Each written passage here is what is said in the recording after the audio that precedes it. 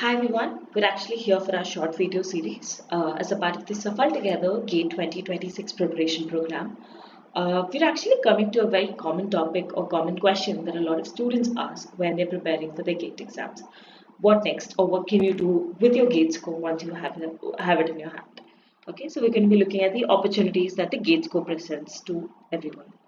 So we're all aware that the GATE exam is a national level exam, okay, where you're comprehensively assessed for your understanding in various subjects under the engineering, technology, architecture, science, commerce, and arts domain, humanities too. Okay, so once you have a valid score, what can you actually do? The major two avenues that you go for. The first is that you can seek admission into master's programs or direct doctoral programs in the domain that you have appeared for, which includes engineering, technology, architecture, science, and humanities.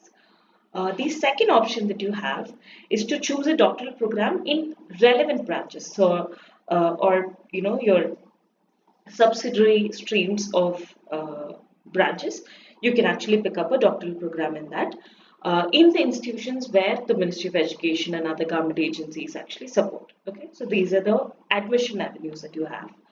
The other question that a lot of students have is about the financial assistance. Okay, so once you have a qualifying GATE score, you will actually get a lot of financial assistance for both your master's programs and your doctoral programs that I mentioned before. The basic pay structure currently is that your MTech students or your master's students would be provided a monthly stipend of 12,400 for a period of 22 months.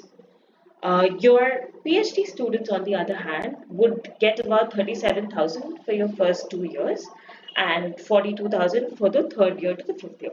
Okay, so for for your doctoral programs, you are given a stipend for 5 years, and for your master's programs, you're given it for a period of 22 months. Okay.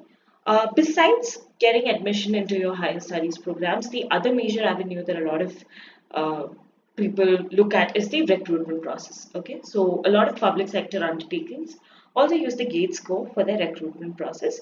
Some of them that we commonly come across is Airports Authority of India, BSNL, Coal India Limited, CRIS, Engineers India Limited, and you can see a comprehensive list on the screen itself. There are more such PSUs that actually opt for a valid GATE score. Okay, so this is the other avenue that all of you can keep a lookout for. Okay, that's it for today. For more such information and for the preparation towards your GATE 2026 program, I would totally recommend the Suffer Together's coaching program that's in progress.